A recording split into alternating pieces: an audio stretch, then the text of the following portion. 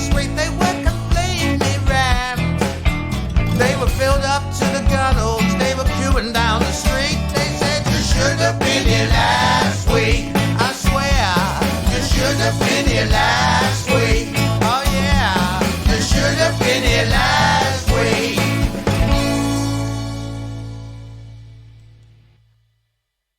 Hello and welcome to the latest episode of You Should Have Been Here Last Week, the podcast that pulls back the curtain to give you a peek at the unseen side of comedy. This podcast is presented by myself, Steve Gribbin, and my fellow comedian, Paul Ricketts. Hello. And today's episode features a giant of the UK comedy scene, one of the very best stand-up comics working today, the wonderful Mr. Jeff Innocent. Welcome to the show, Jeff. Thanks very much. Giant. I haven't heard Giant before.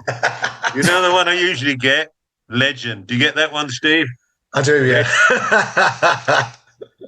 And that, Comedy legend. I always think that's only because you're old, isn't it? I always think legend is like somebody that sort of doesn't quite exist, like a mythical creature of yesteryear.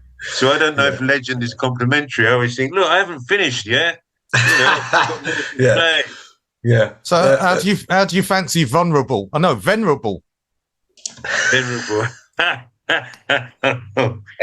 Venerable. I'm not even quite sure what that means. That's usually meant. Is that for people that have respect bestowed upon them? Isn't it? I can't. Yeah. Quite sure what that means. But yeah, I'll take it all. I'll take it all, Paul. Because I'm sure there are other people out there calling me all other kinds of things. So. Oh God, yeah, definitely. Yeah, I'm going to start off with a nice silly one. Do you still live in Canning Town? Well, I do. Well, actually, more specifically, I live in Custom House, but I'm on the borders. And I say Canning Town to people because usually they haven't heard of Custom House. But yeah, I'm still there. Still there. Can't afford to move, can't afford to stay.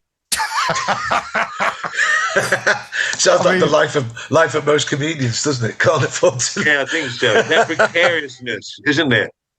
It's funny about that precariousness because I've been feeling precarious about my job ever since I've been doing it, and I'm still doing it after 27 years. And every year I think, oh, I might not get booked this year, you know. Yeah. But I'm still hanging on in there.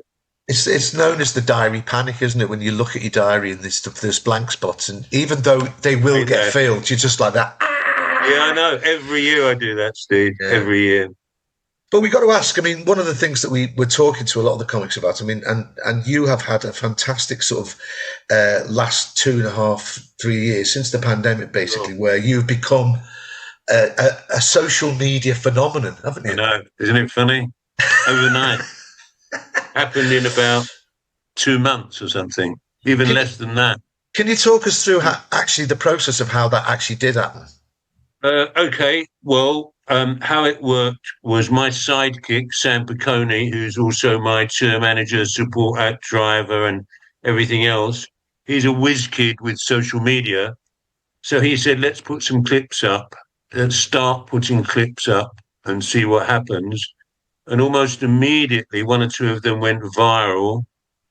And it all followed on from there. Within a month, my life wasn't my own. Honestly, I was able to walk the streets without being known.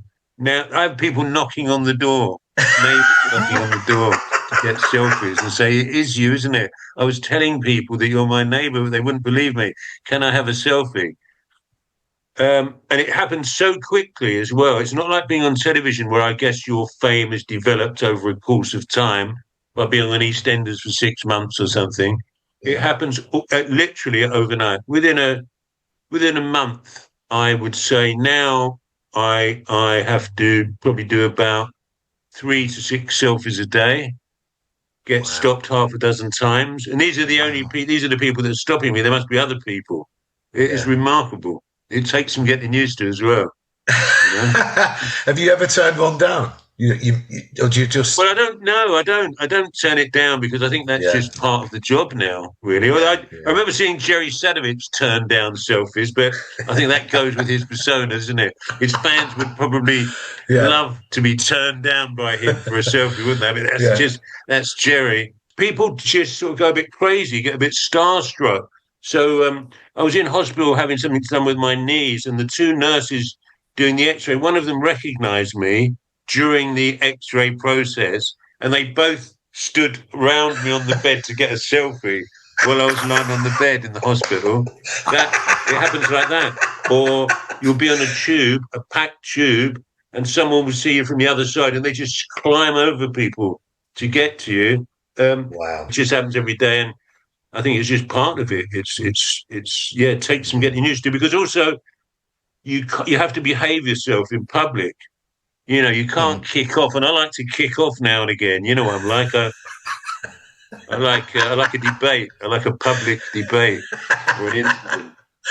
So you've got to, you feel like you're in the public eye now. You've got to, so you can't even argue with people, or you know, you can't do any of the things I normally do, or publicly moan about things. You know, like I normally do. During the pandemic, when we all got stuck in our homes, there was I went through a little bit of a crisis of identity crisis. I didn't really know who I was anymore. I couldn't do comedy. I experienced the same thing as you, as I'm sure a lot of comedians did. But the first video went viral. Another video went viral before that. So that kick-started it, really. So even though I wasn't working, I was watching the views of my video click up before my very eyes. So even though I wasn't actually working live, I was still out there. My videos were still out there. But I did experience the same thing as you, Paul, exactly. And I actually didn't even know if comedy was ever coming back. I don't know what got into my head. I just thought, oh, that's it. Comedy's over. We won't be doing that anymore. Yeah. Suffered very badly, like all of us. And was very happy that we resumed. I mean, I know that you started. You were a late starter, weren't you? So you're in your 40s when you first started. 41.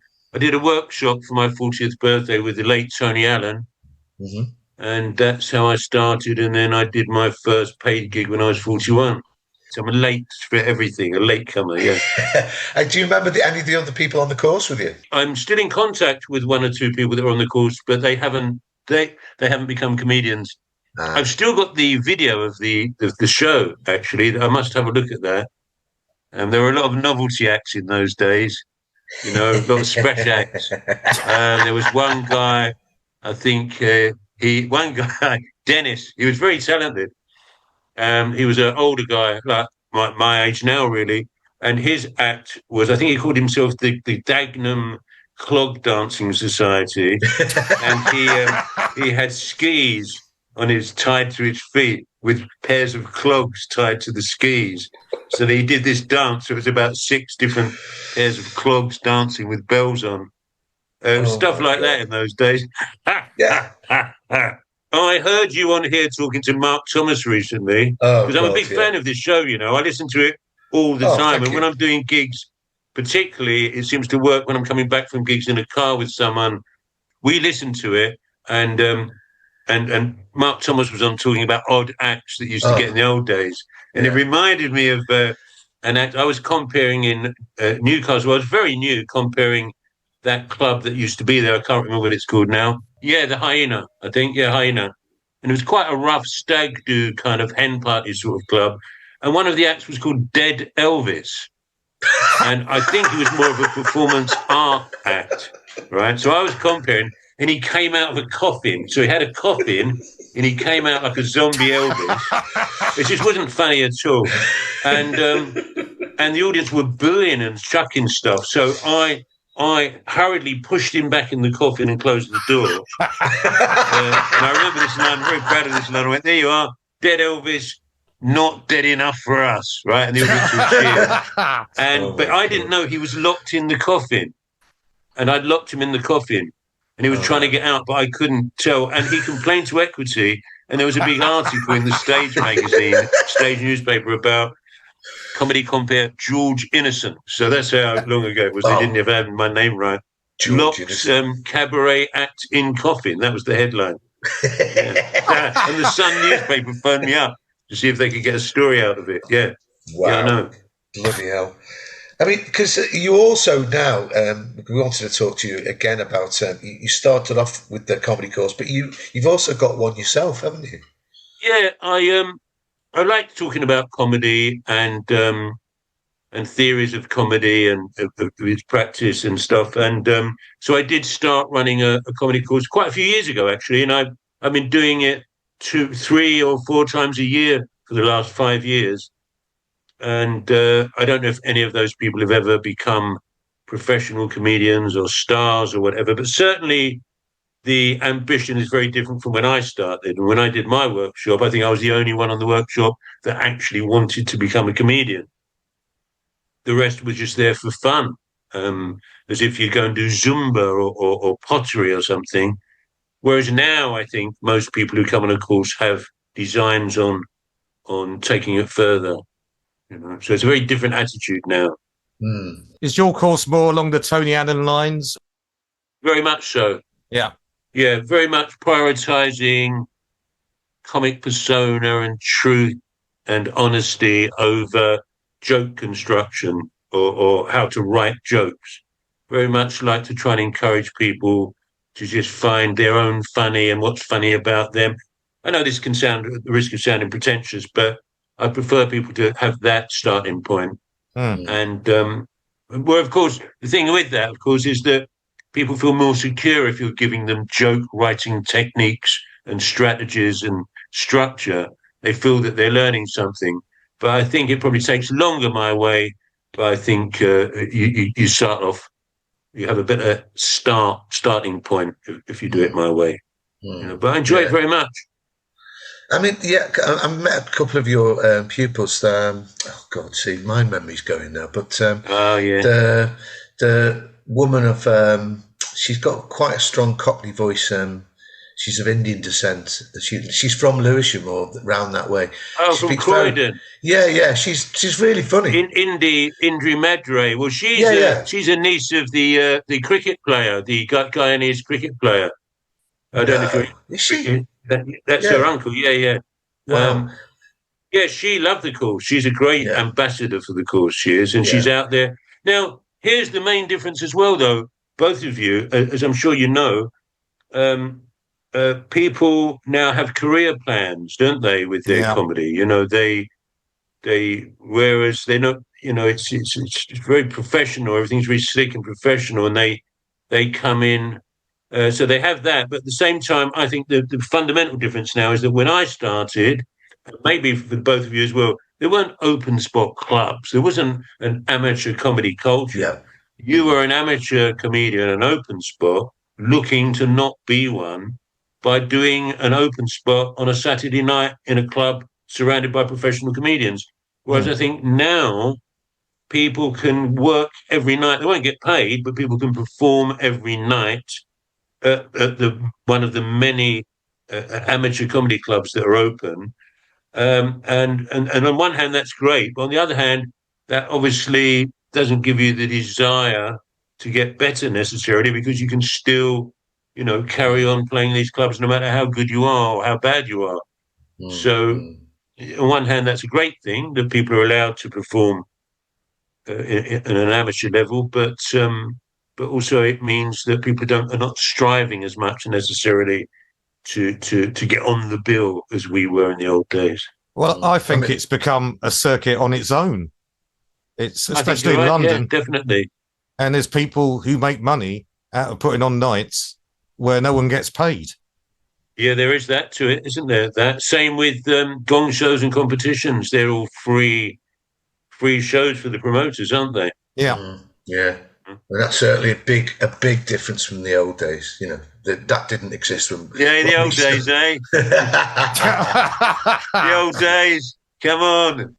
Where I don't think we're earning any more money than the old days, though, are we? No. A weekend at Jongleurs is still pretty much a better weekend than you can get now, I think. Yeah. I mean, would you say, I'm not going to go down that nostalgic route, but the standard, I think, of it seems a bit better now than it was. I mean, there were more strange and weird acts, but I can't work out if we were rubbish and we didn't realise it. I look back at certain acts, including myself, and think, were we any good, really? Or, I don't know. But I think the standard overall is better, I would say, generally. But also it means there are so many more people doing it that there's also a lot of people that are terrible doing it as well. Yeah, Yeah. there's just more people. I mean, Yeah. one person who did your course told me that he asked you to about audience interaction, and you just told him, "No, I don't do that." Well, I said don't do audience interaction. I mean, why do you want to think about audience interaction? I'm really down on crowd work. I think it's a curse on comedy crowd work. You know, you can imagine going to see Richard Pryor or Bill Burr or one of your comedy heroes, and they start going, "Where you're from, what you do for a living." I don't think that would happen, do you? I don't know what this crowd work thing is all about. Crowd work and stools on stage, mate. It should be banned. So the thing with crowd work is, first of all, and I'm going to need Steve to back me up here because he's been going for longer than me. We never used to call it crowd work. I think crowd work was a term in the mainstream entertainment world where do a bit of crowd work to warm the audience up before the actual comedy starts. That's how I always imagined the term crowd work. But when we had compares who did what I'd call audience interaction or riff off the audience or improvise from things, the information they've gleaned from the audience. I don't think there are many good, many people that can improvise. I don't think they do improvise. I think they just have a sort of checklist of questions and then quickly try and say something funny. I don't think, they're not like Ross Noble can do it, Russell Hicks can do it, one or two people can do it, but most people who compare and do crowd work, they just don't even know what they're doing. They don't even come up with their own questions. They just turn into the same crowd work compare as everybody else. They seem to lose their individuality. But for acts, I'm thinking if you're doing a 5 or 10 minute open spot, don't start talking to the audience. What you're doing, and it's not about the audience, is it? It's about us. Yes. I always think. Yeah. I don't care where they're from or what they do for a living. I don't mean that on a personal level. Of course, it's nice, but surely they've paid to come and see where we're from and what we do for a living. Yeah. That's what I'm thinking. I do say that to every audience. I say that. Look, I don't give a fuck. That's not. But there is a trend that's developed with young audiences where I think they go to expect it. So they sit in the front, I think yet. Well, the other thing, of course, is a lot of these, nearly every single one of these compares only compares the front row. They don't actually compare the whole audience. So they almost immediately lose the audience while they're interacting with people in the front row who the rest of the audience can't see, they can't hear, they don't know what they look like. So it's very rare. I think people there are one or two people that can do it brilliantly. Roger Monkhouse. Now, that's who they should all go and watch. Yeah, he's a fantastic guy. Roger Monkhouse can just weave material, audience interaction, and admin so beautifully and masterfully. And I think that's great audience interaction. That's not but hardly any of them can do it as well as him. So you sometimes get a situation on bills as well, don't you, where you've got the compare who does that, and then the next act comes on, and instead of they'll do more comparing, and then the act after that will come on, and they'll do another bit of so. I think part of it is fashion and trend, but I also think part of it is the act's individual anxiety and lack of confidence in their act, that they feel that they have to somehow get themselves in by talking to the audience instead of being confident about what they've got to say is the thing that gets them in. So I think a lot of it is that, really. I mean, there is a great moments that happen, though, sometimes where you'll get a heckle or something. I'm not talking about, fuck off your shit. Sure. Where it's just, that's one of the best things about live comedy. I went to see of course. The here and now, the thing that makes it different than the theatre, where anything can happen, being in the moment. And sure, those things can happen. But I think what happens, of course, is that these compares are trying to force those moments. And as I've heard you talk about on your podcast before, they're also a lot of the time now playing the phone rather than the room so that they can develop a clip for their social media.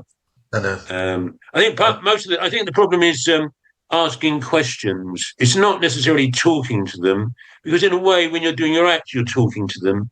I like to think that my act is rather conversational, and is like talking to them.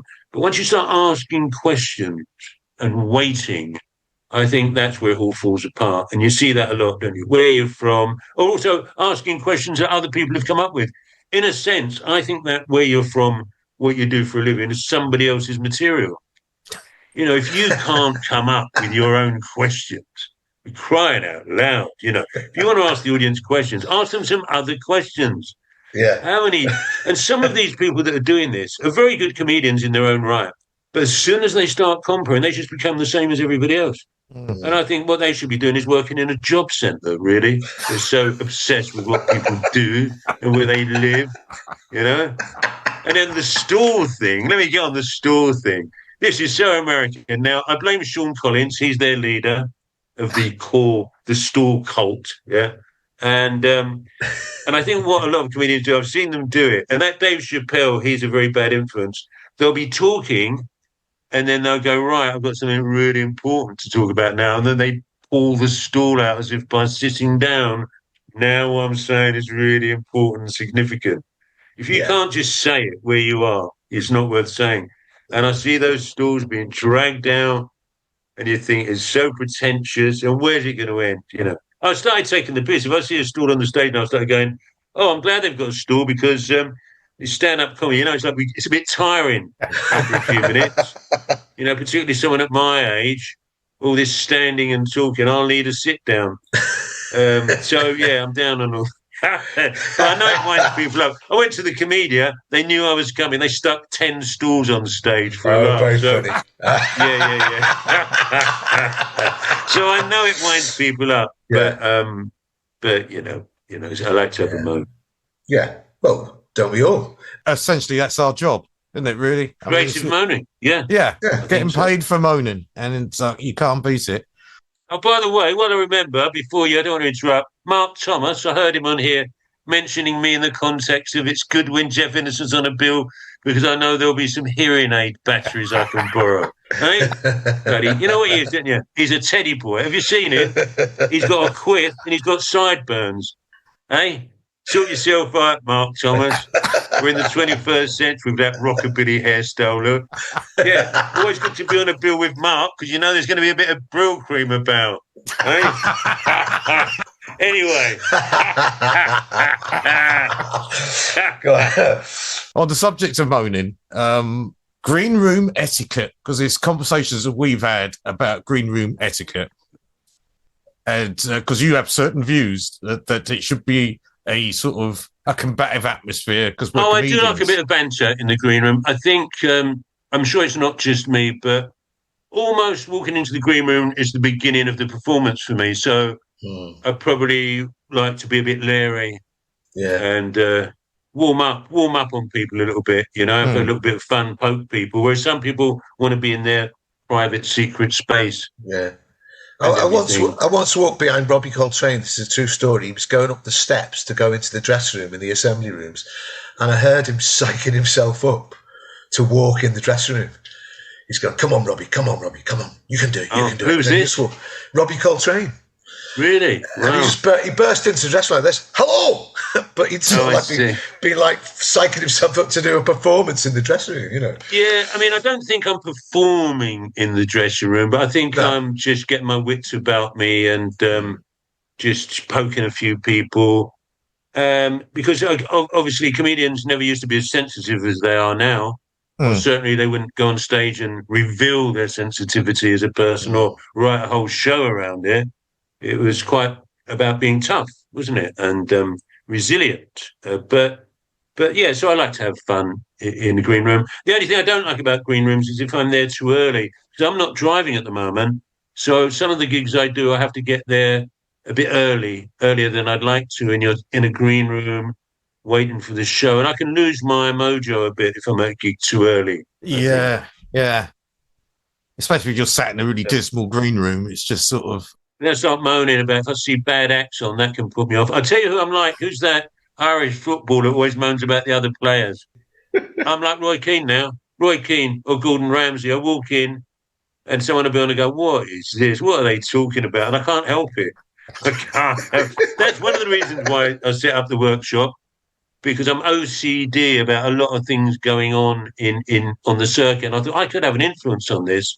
I could maybe have an influence on what they do. And actually, if I died tomorrow, I know that one of my legacies would be an influence on new acts and getting them to stop saying hello when they walk on stage. That's one of my big things where I always suggest that the moment you walk on stage is a moment where you can declare your comedy credentials instantly with one sentence. Yeah. And why waste that on hello, particularly hello, how are we? I mean, don't you want to strangle anyone who does that? When acts say, "How we doing, guys?" I just Oh, yeah. I'd love to be in an audience, and not be known. I fantasize about being in an audience and not be known and heckle, How we doing? It's none of your fucking business. Just tell us a joke, Yeah, and we know you don't fucking care. You don't care about the response. Yeah, that's right, yeah. Like it used to be up the creek on Sundays. That's how I think we could go back to. Oh, my God. Yeah, I know. How are you? What's it got to do with you? Yeah. Do you know my favourite one? And I might have told this one before on podcast, so forgive me, is when a young guy was doing an open spot, and they already knew before he got to the microphone that he wasn't going to be very good, or at least they could smell fear. And his name was Mark Fleischman, and I'm in contact with him now, so I'm sure he won't mind me saying this.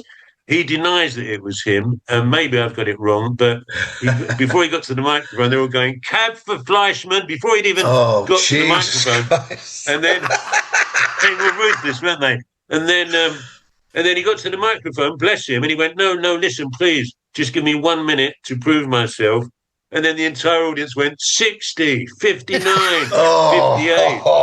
Yeah. Yeah, I know. Andy Smart told me a brilliant one once. He was comparing at Up the Creek in the very early days, and it was still quite rough, like it was at the tunnel. And he was dying on his arse as a compare. And as Rich Hall was closing, before he came on the third bit, some bloke, that their heckle was like, "Taxi." Some guy just beckoned him like this, and he just whispered in his ear, he went, "Taxi." Oh, that's nice. Andy Smart went, "Thanks very much. That's all from me. Please welcome on stage Rich Hall." Put the mic in the stand and walked out the door. Oh, boy.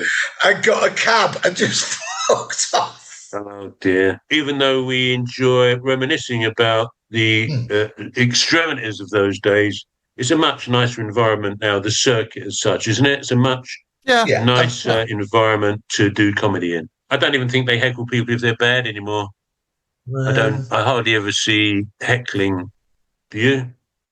In fact, if I got heckled, I'd get thrown now. I think, oh dear, I forgot about all this. And I'm not ready for it now. Yeah. I mean, I'm going to move on to the fact that you did further education and your MA and BA in cultural studies. Yeah. Well, I was about 32 when I did that. So this is the late 80s. And what it was I think typical of generations of working class people who felt a little bit inadequate about not being educated. Actually, certainly as you get older and you're mixing with people who are teachers or whatever, you're living in bedsits in shared housing.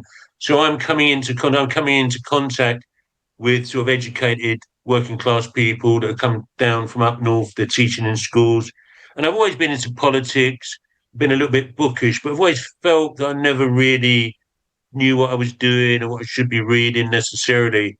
And I had always wanted to do something, but I found that course. So it was more about that course than merely going to university. It was a fantastic course, like a cultural history course, but with a particular political direction and tradition, which was that come from Leavis, and the whole idea of that all culture can be studied, not just high culture. Yeah.